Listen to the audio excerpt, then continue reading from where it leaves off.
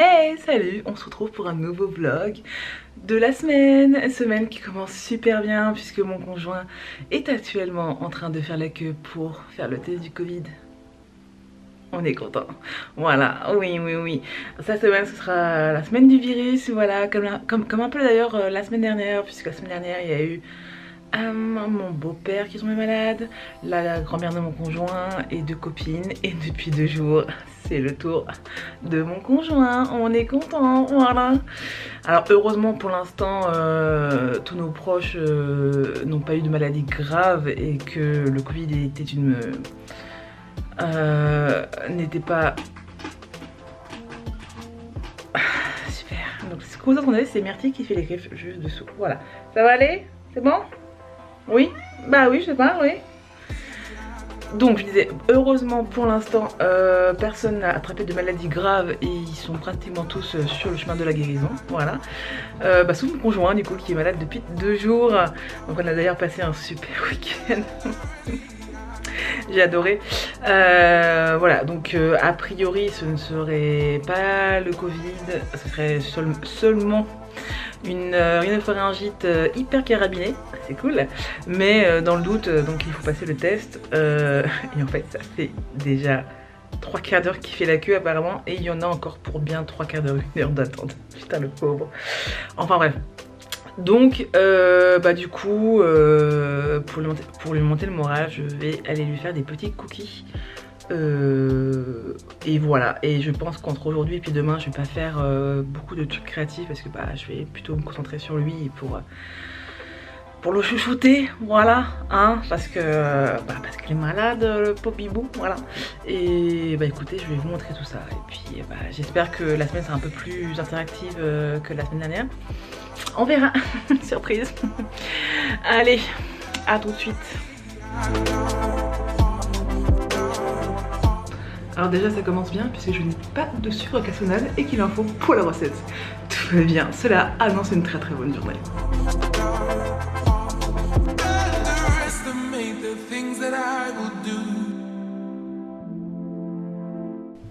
Hey, on se retrouve, on est mardi. Et ce qui devait arriver, arriva. Je commence à tomber malade, voilà. Alors pour l'instant ça va, mais je commence à avoir le nez pris et la gorge aussi. En même temps, bon, je vis avec mon conjoint, donc forcément si monsieur est malade, il y a de fortes chances pour que moi aussi, puisque nous n'habitons pas un château malheureusement, donc voilà. En tout cas, les cookies d'hier étaient très bons. Je pense qu'il en reste encore quelques-uns. Très cool malgré le manque de cassonade. Voilà. Je vous retrouve aujourd'hui pour un petit point lecture. Je vous avoue que j'ai pas trop la motivation de faire autre chose en fait, voilà. Parce que nez pris, pas trop tout ça, donc on va faire un petit point lecture. Alors on va commencer par l'année de grâce de Kim Liggett aux éditions Casterman. C'est un livre que j'ai terminé du coup la semaine dernière et que j'ai beaucoup aimé. Alors clairement si vous cherchez une dystopie avec de la révolte et beaucoup d'action, passez votre chemin. Ce qui se passe est très lent, il y a assez peu d'action. Nous sommes dans un monde imaginaire avec des problématiques très actuelles. Le texte est affreusement réaliste en fait. L'ouvrage dénonce un peu l'impuissance et la rage des femmes face aux hommes qui ont absolument tout pouvoir sur leur vie. J'ai également adoré la fin. Qui est assez belle à mon goût parce que c'est ni un happy ending ni une fin tragique. C'est une porte ouverte à l'espoir et à l'entraide entre les femmes. Ça vous dit qu'ensemble tout est possible en fait si on se serre les coudes, donc je trouve que c'est un très beau message. À vrai dire, je sors de cette lecture assez lessivée et puis l'estomac un peu retourné. Un tas d'émotions m'ont submergé tout au long de la lecture, que ce soit de la colère, de la peine, de la rage, de l'incompréhension, de l'injustice.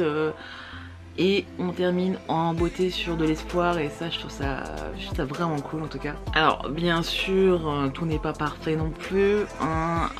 Je dois avouer qu'il y a certains passages qui ont été un peu trop longs à mon goût et qui auraient nécessité un petit peu moins de pages, hein, voilà. Mais dans l'ensemble c'était plutôt cool.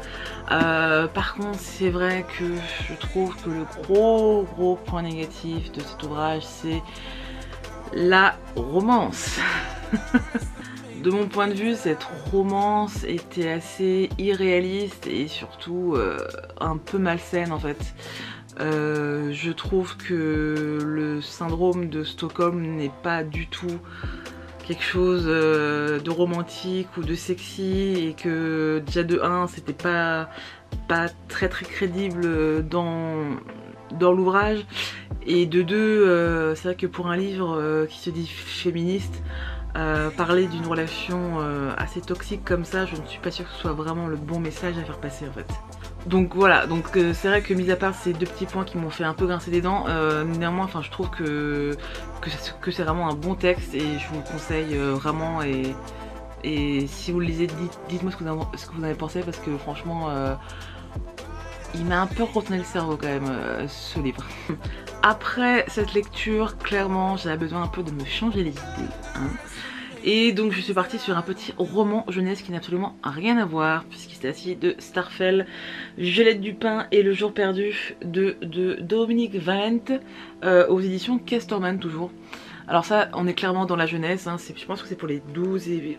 ou là 10 ou 12 ans, 10-12 ans. C'était super cool, donc en fait donc ça a parlé de Violette qui est une sorcière et dont le don c'est de retrouver ce qui est perdu. Donc si vous avez perdu votre dentier, votre brosse à dents, votre chat, elle peut vous retrouver grâce à son pouvoir magique.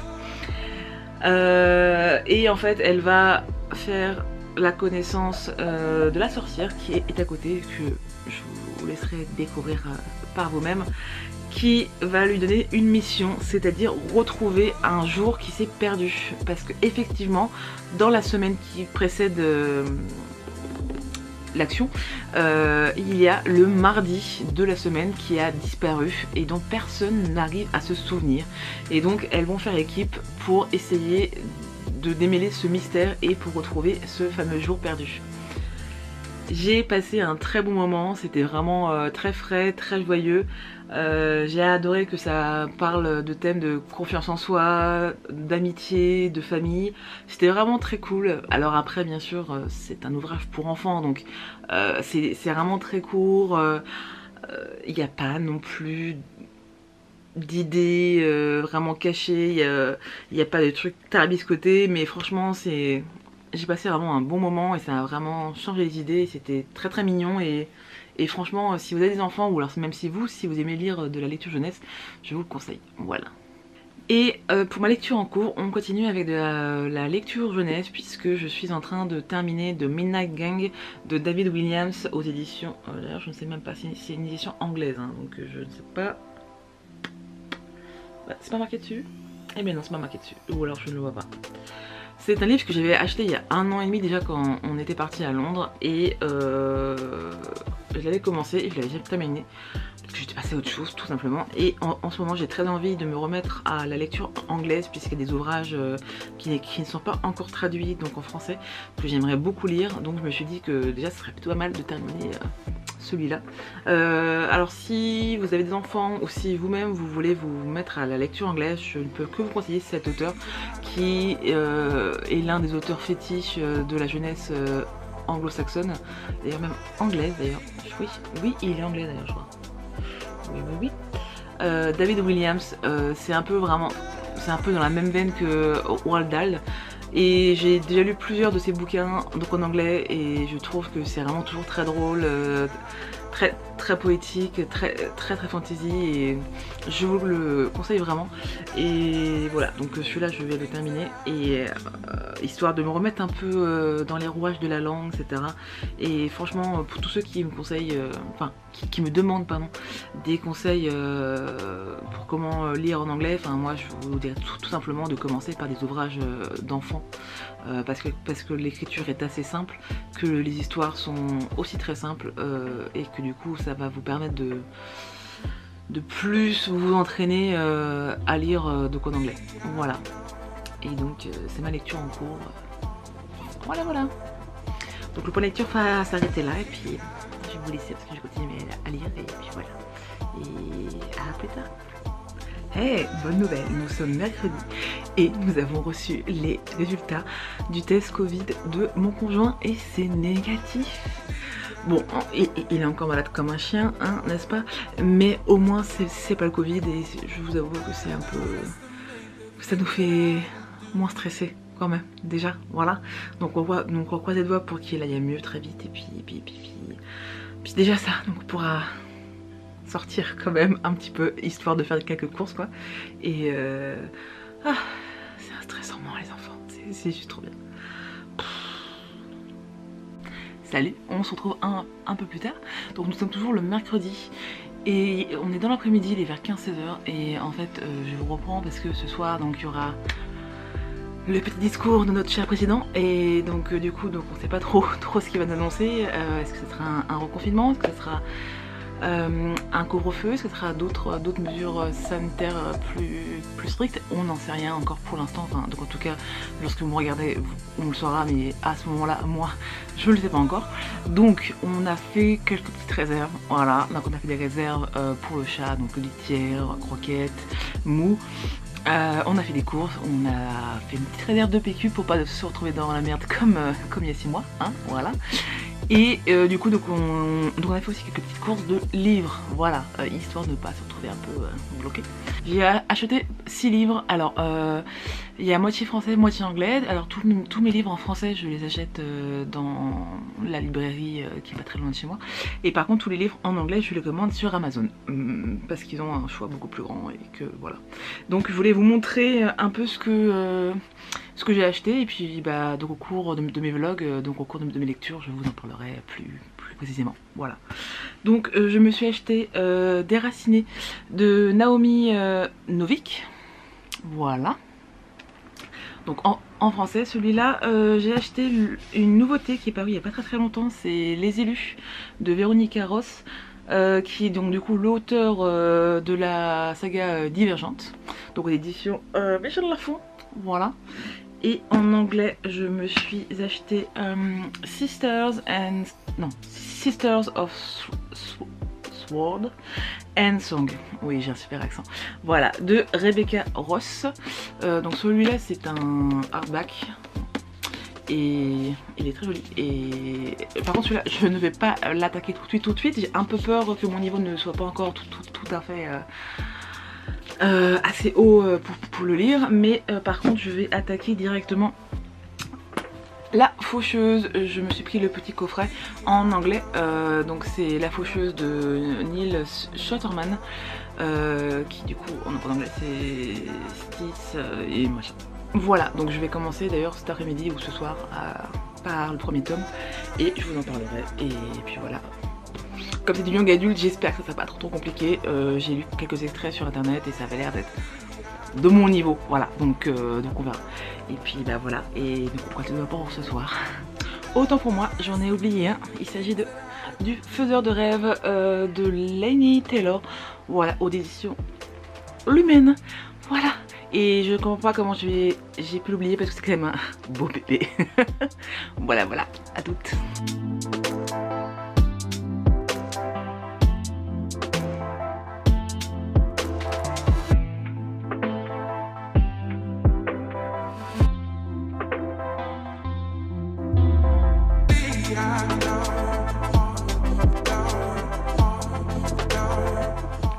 Salut, nous sommes jeudi, nous sommes donc le lendemain du fameux discours de notre président, donc c'est le couvre-feu, voilà.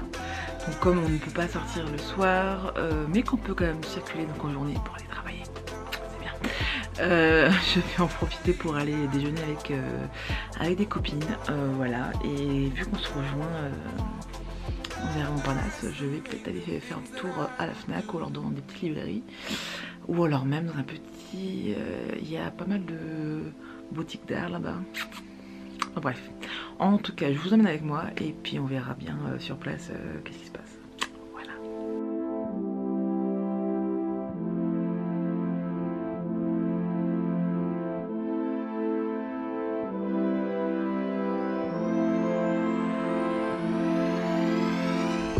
Hey, je suis rentrée. Oh, pardon. Et donc je suis passée à la Fnac comme vous avez pu voir tout à l'heure et je me suis pris un jeu Mr. Jack. Oula, désolée pour le reflet, c'est le papier transparent dessus, c'est Mr. Jack. Et grosso modo c'est un jeu de... Alors c'est un jeu pour deux déjà, et ça c'est très cool parce que c'est assez rare. Je vous conseille la vidéo de Fanific qui a fait une vidéo sur son top 10 des jeux de société pour deux personnes. Je vous le mettrai en barre d'infos si j'y pense. Et il était dans son top 10 avec Duel et Splendor qu'on a déjà, et Splendor d'ailleurs c'est mon grand chouchou, voilà. Mais c'est aussi bien de changer, et donc voilà, donc c'est Mr. Jack. Et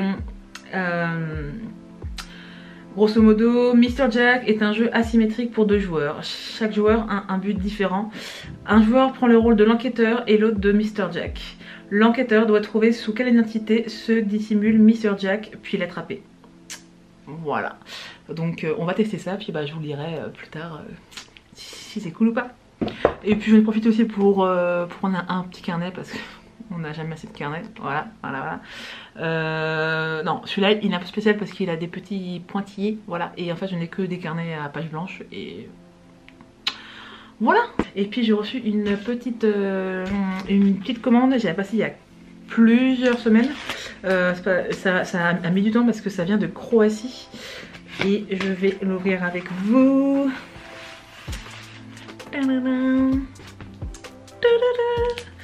Donc je vais vous montrer ça tout de suite. J'ai du coup une petite commande chez l'illustratrice voilà, pardon, je ne saurais pas prononcer. Voilà, ici, et vous avez ses réseaux sociaux ici.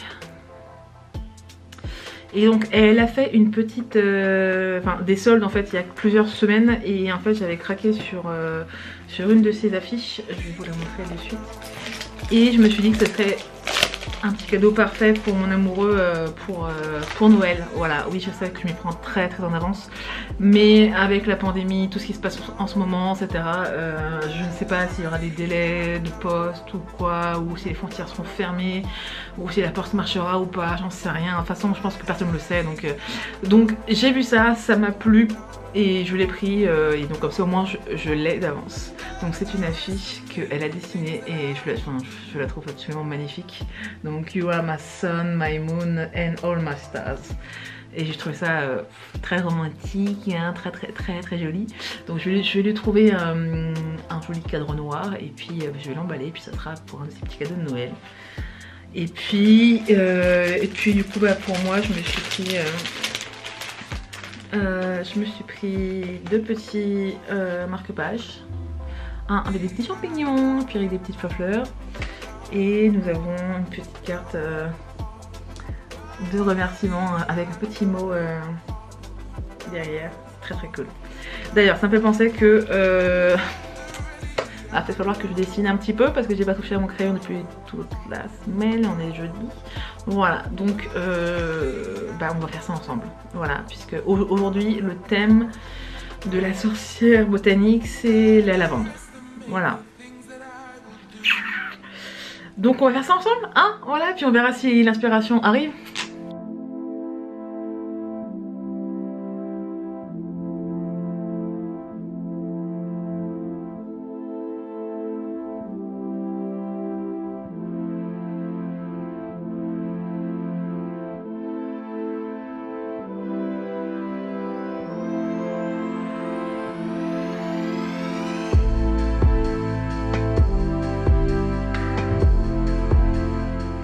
Hey, salut!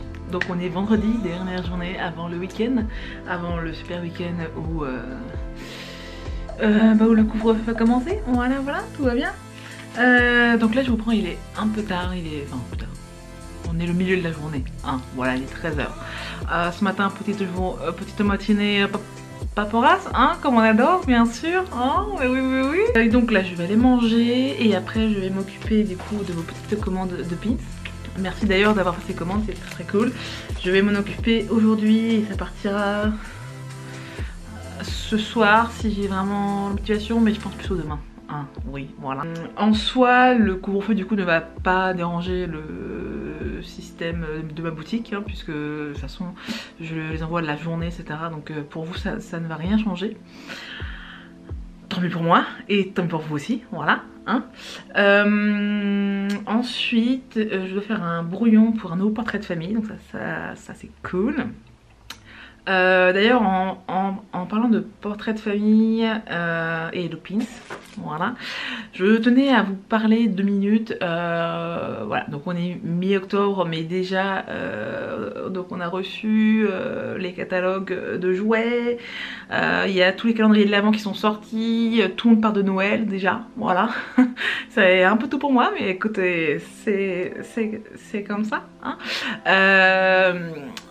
Donc voilà, c'est ça que je voulais vous dire, que c'est vrai que vu la situation actuelle, il y a énormément d'indépendants qui en souffrent, on va pas se le cacher. Donc c'est vrai que je ne pourrais que vous encourager à faire vos achats de Noël chez vos petits commerçants du coin, chez les indépendants en ligne, parce que clairement on a besoin de vous en fait, parce que c'est une année très particulière, très dure aussi, on va se le cacher, hein. Donc on croise tous les doigts et donc on espère tous que Noël va nous faire remonter un peu les pentes, on va peut-être un peu pouvoir respirer un petit peu. Donc je ne peux que vous encourager donc à essayer voilà, de passer commande plutôt chez les petits plutôt que chez les grosses entreprises, toutes les chaînes, etc. et tout. Parce qu'on en a vraiment besoin. Il y a beaucoup de gens qui ont mis la clé sous la porte, il y en a qui ont des grosses difficultés. Voilà. Alors voilà, je ne suis pas là non plus pour me plaindre, ce n'est pas le but du tout, mais c'était pour vous rappeler voilà, que faire vos achats chez nous, liker nos posts, partager nos posts sur Instagram, sur YouTube, donc sur Facebook, ça peut vraiment nous aider, ça peut vraiment nous permettre de sortir la tête hors de l'eau. Donc si vous commencez à faire votre liste au Père Noël, essayez peut-être de privilégier les petits, voilà, comme nous, voilà. Et puis voilà, donc on va s'y mettre. Bon, finalement je vais clôturer ce vlog maintenant, puisque j'ai un peu dessiné, mais en fait j'ai passé le reste de l'après-midi au téléphone pour un problème de paperasse encore, et en fait j'ai appelé genre 5 numéros différents, j'ai passé des heures dessus. Bref, donc du coup ce qui en résulte, c'est que j'ai mal au crâne et que il est 17h et que j'ai pas la motivation de faire autre chose. Donc on va s'arrêter là, voilà. Merci d'avoir regardé, j'espère que ça vous a plu. Donc n'oubliez pas de vous abonner, de liker cette vidéo si elle vous a plu.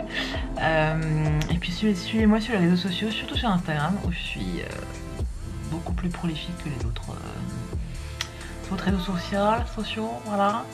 Je suis vraiment très fatiguée, dis donc. Voilà, et puis j'espère que vous serez au rendez-vous la semaine prochaine. Portez-vous bien et bon courage.